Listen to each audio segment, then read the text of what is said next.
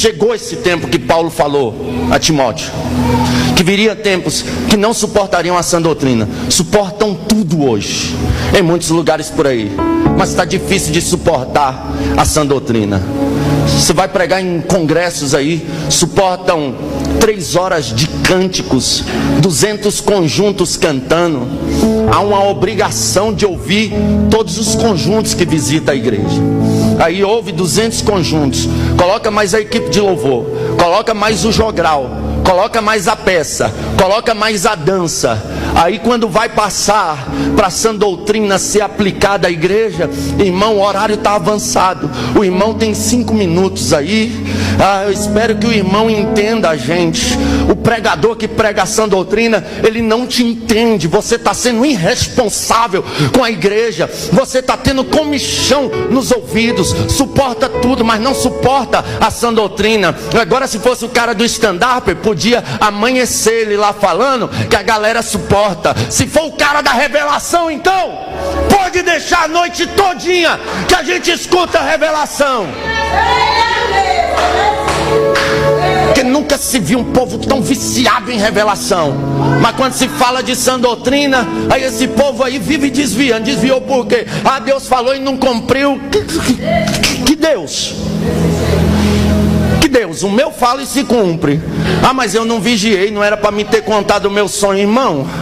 Aleluia. A pior mentira que pregador diz é: não conta teu sonho para ninguém não, para o diabo não impedir. Irmão, mentira. Aleluia. José contou o sonho, jogaram ele na cova. Aleluia. José contou o sonho, venderam ele, mandaram ele para o Egito. Se José não conta o sonho, a promessa não se cumpria.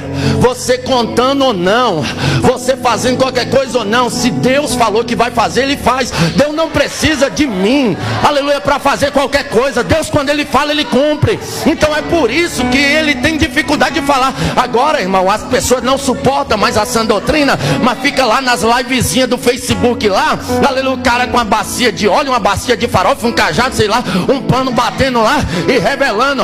E ó a revelação dos caras. Deus está me revelando aqui que quem compartilhar agora vai ser abençoado. Olha que mentira, irmão. Toda revelação que não tem base na palavra, ela deve ser rejeitada. Pregador, você não crê em revelação? Creio. E como creio? Pastor presidente desse ministério, pastor Paulo Miranda, minha mãe nem era crente na época.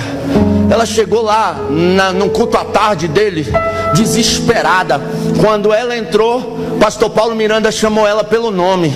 Falou: olha, lá na tua casa está uma situação de desespero, mas ainda hoje, era 3 horas da tarde quando ela entrou lá, ele disse: ainda hoje Deus abre a porta de emprego para você. Quando ela chegou em casa, ligaram para ela ir trabalhar. Então revelações tem, revelações acontece. Eu sou fruto de uma revelação. Eu tinha 15 anos de idade, estava totalmente perdido, aleluia, no mundo das drogas. Eu tenho uma vergonha, irmão, do meu passado. Quando eu olho para o meu passado, parece que não era eu. Aí eu entendo que a Bíblia diz que em Cristo a gente nasce de novo.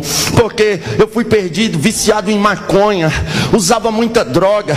Aí o que acontece? Nós morávamos em Águas Lindas de Goiás, no recreio da barragem, aleluias, e todo mundo conhecia a gente lá. Muita gente lembra dessa situação. A gente morava num barraquinho pequeno que só tinha um banheiro. Ali uma situação de miséria total, porque minha mãe foi abandonada pelo meu pai com 7 filhos. Pense, a mais nova tinha meses de idade. Aleluia. Pense para uma mulher trabalhar numa situação dessa. Aleluia. Ela não tinha condições de trabalhar porque ficou enferma dos olhos. Aí minha mãe começou a vender as coisas de dentro de casa. Vendeu fogão, vendeu bujão, vendeu geladeira para comprar comida. Conclusão, a gente só cozinhava na lenha. Cortaram a água da gente. A vizinha que deu água pra gente por mais de 3 anos.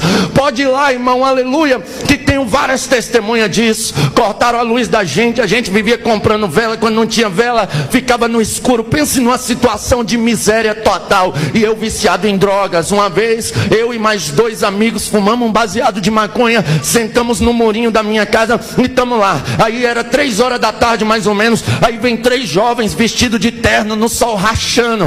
E aqueles jovens, irmãos, eram pentecostais até o tutano.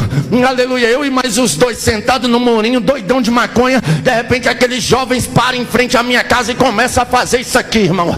pense no negócio. E eles pulavam assim, e pulavam, e sapateavam, e começaram a falar línguas estranhas. Pense isso para 3 jovens doidão de maconha que não conhecia nada do poder de Deus. O meu amigo olhou assim e falou: vixe, os caras tão doidão, mas doidão quem tava era nós. E os caras sapateando, pulando, marchando. Aí eles pegaram um na mão do outro, começaram a falar em línguas. O do meio começou a falar em línguas mais alto. Quando ele começou a falar em línguas mais altas, ele apontou para o meu barraco. Ele disse: hoje essa casa está em ruína, hoje essa casa está em miséria, mas de dentro dessa casa Deus vai levantar pregador, de dentro dessa casa Deus vai levantar profeta, de dentro dessa então quando Deus fala, Ele cumpre. Eu não sei aonde estão aqueles profetas, mas a profecia está pregando aqui hoje. Quem acredita, levanta a mão da glória.